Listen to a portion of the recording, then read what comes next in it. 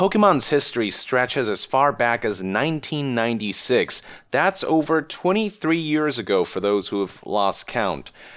Damn, we're getting old. The franchise became an immediate success upon launch, and it spawned game after game, TV series after TV series, movie after movie, you name it. For the most part, over the years, the franchise has retained a pretty good reputation. While the franchise's formula hasn't evolved too much throughout all this time, it has consistently offered what people are most appealed by, the Pokemon. But that dynamic will change a bit with the release of Pokemon Sword and Shield, the first game in the series that will not allow players to use every single Pokemon in a mainline entry. While it's always been the case that you can't catch every Pokemon in a game, all Pokemon were in some way coded in there, so that allowed players to bring Pokemon from other titles and import them and use them. The continuity of Pokemon carrying over has been a huge part of the appeal for fans of the series, but that continuity will be broken with Sword and Shield, which has been confirmed to only feature a regional Pokédex rather than a full-fledged national dex. What this means is that certain Pokemon will be completely excluded in such a way that players cannot import them in any way like they could in past entries. Fans were not at all happy to learn about this, with many believing there is no tangible reason for Game Freak to do this. Many people looked at the models and animations of the Pokemon in this latest entry and immediately assumed that these are basically upscaled versions of models used on the 3DS Pokemon titles, which is why it just didn't make sense to a lot of people that Game Freak couldn't bring all Pokemon into the new game when they're essentially recycling so many existing assets. However, according to Game Freak, there was a lot more involved than meets the eye in the transition from the 3DS to the much more powerful Switch. The following information comes from an interview that Japanese outlet Famitsu conducted with Game Freak's Junichi Masuda and Shigeru Omori, producer and director of Sword and Shield, respectively. This was an interview that a lot of people seemingly missed when it was first published during E3 2019,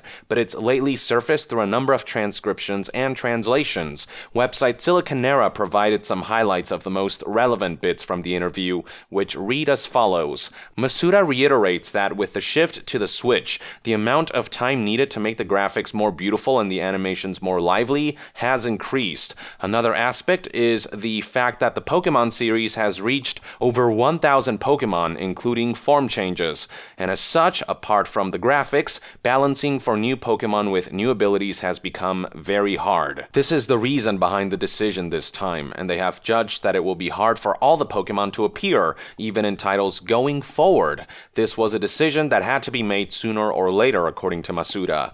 According to Omori, even in Pokemon Sun and Moon, bringing in every Pokemon was something barely manageable, and with Pokemon Sword and Shield and the need to redo models, and so they had to make a decision. However, Omori says that despite this, the wild areas and story will have quite a bit of content to make up for it. Regarding whether Pokemon may be added in future updates, this is currently uncertain. However, even if not in Pokemon Sword and Shield, Game Freak plans on making those Pokemon shine in future titles going forward, via Pokemon Home. They do not want the players' past Pokemon to feel worthless. Will Pokemon that receive new graphics through Sword and Shield reuse them to appear in titles going forward? Currently, this option is being inspected. However, with the inclusion of gimmicks like Mega Evolution and Dynamax that affect all Pokemon, this would mean even more graphics production and balancing, so making it happen would be hard.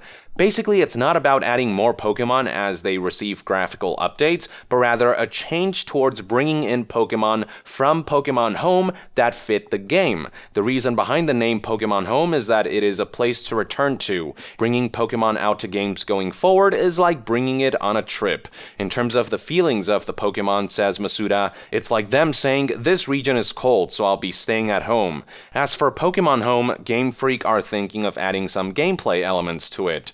Masuda says that he has the concept of bringing Pokemon out to even the spin-off titles from Pokemon Home in mind, and this will be considered in the future as well. Okay, so let's break this down point by point, starting with the statement regarding the amount of time needed to make graphics more beautiful and animations more lively. The reason many fans are scoffing at such statements is because while Pokemon Sword and Shield's graphics are a step up from the 3DS titles, they still look quite primitive compared compared to other modern titles on Switch, with the N64 resolution trees in particular having become something of a meme. As for the Pokemon themselves, while the models are higher resolution and smoother, created from scratch according to Game Freak, animations look to be without question recycled from past entries, and the animations themselves have always been quite primitive, and that also carries forward into this new game.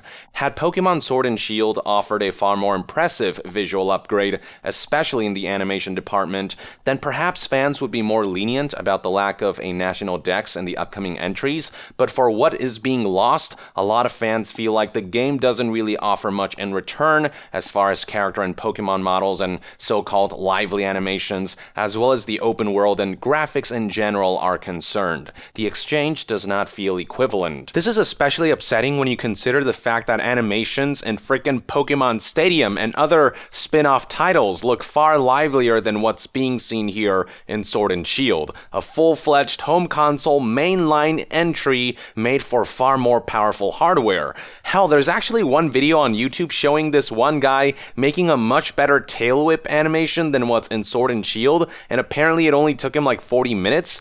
Sure, there are over 800 Pokemon that Game Freak would have to animate, but given how much money the Pokemon games make, given how much money they can keep making, hiring more animators wouldn't break the bank for them. It is insulting for them to say that in exchange for cutting some Pokemon, we're going to get livelier animations and then present these boilerplate results that are far worse than what can be found in games from decades ago. The Game Freak developers also raised the point of balancing, but this is one excuse that a lot of people aren't buying. After all, most fans of the series are casual players who are more invested in PvE and don't care all that much about super fine-tuned game balance. While there is a competitive scene for Pokemon, it's certainly no esport, it's not primarily a competitive game, and competitive players are definitely in the minority.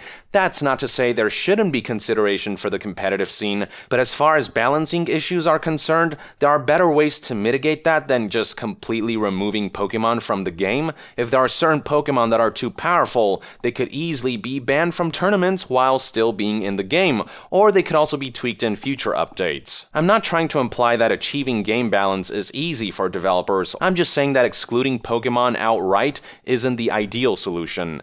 Now here's the big bummer. Apparently the lack of a national Pokédex may not be a one-time thing, with the developers having stated that it will be hard for all Pokemon to appear, even in future titles. While Junichi Masuda did state in his June 28th response to Backlash that a specific Pokemon not being available in Sword and Shield doesn't mean they won't make an appearance in future games, he never explicitly confirmed that all Pokemon will be featured in games after Sword and Shield. So this could suggest that certain Pokemon will be rotated in and out with each new entry. And see, this is a part that I don't get. It'd be one thing if Sword and Shield's lack of a national Pokédex was a one-time thing because of this transition from 3DS models to Switch models really being far more involved than expected, as Game Freak claimed in this interview. But in games after Sword and Shield, you would think this would no longer be an issue, that they set up their workflow in such a way that they can just reuse templates for future Pokemon entries development.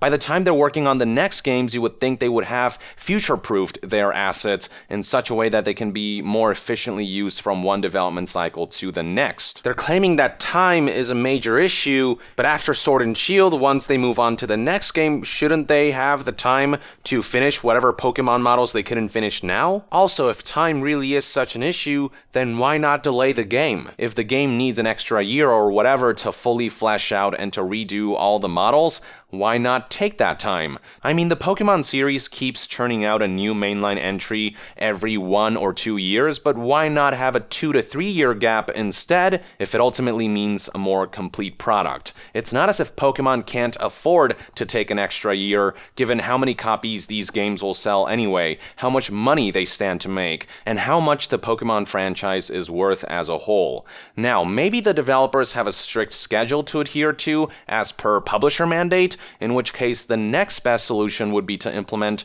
a national Pokédex via a game patch or future update.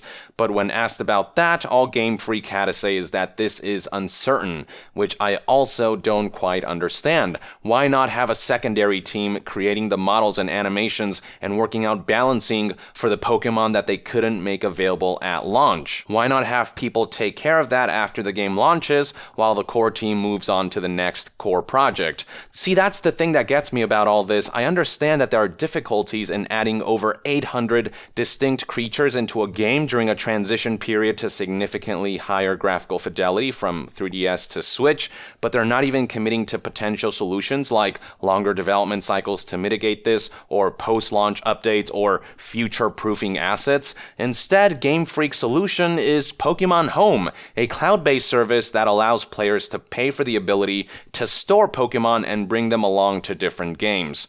In their words, as translated by Siliconera, it's not about adding more Pokemon in as they receive graphical updates, but rather a change towards bringing in Pokemon from Pokemon Home that fit the game. Game Freak also added that they don't want players past Pokemon to feel worthless by allowing them to be stored through their paid service. But the thing is, Pokemon are worthless when they're just sitting in storage doing nothing, and when they're unable to be used in the latest mainline entry. These excluded Pokemon are just dead weight, waiting until a future entry adds them back in. Masuda likened the relationship between Pokemon Home and Pokemon games that allow importation to bringing Pokemon out on a trip.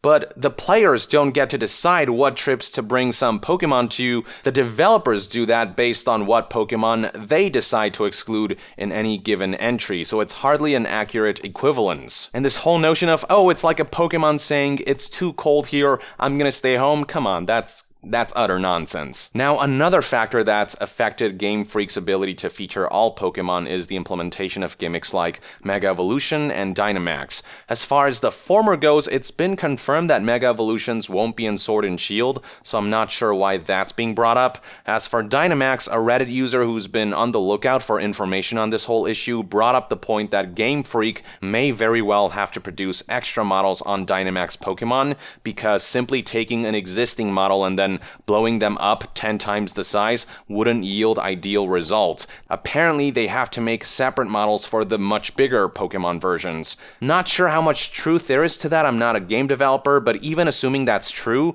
the fact remains that Sword and Shield's gimmick is just bigger Pokemon, which isn't as cool or creative as Mega Evolutions or Z-Moves, neither of which are returning, by the way. Granted, Dynamax does pave the way for new cooperative raids, which is an interesting twist, but with all said and done, it's still just big-ass Pokemon, and a lot of fans feel like this gimmick is ultimately not worth losing the National Pokédex. And that's really the main issue with all of this, the lack of equivalent exchange in the eyes of fans. If there was a major graphical leap in models and animations, if there was some truly innovative new gameplay elements, if there was more tangible stuff to make up for the lack of a National Pokédex, and if more tangible explanations were provided about the lack of a National Pokédex and why it's impossible to achieve in Sword and Shield, or why they can't bring back the full National Pokédex down the line for future titles, fans may be more accepting. But as things currently stand, many feel the game as a whole doesn't take nearly enough of a leap forward from a graphics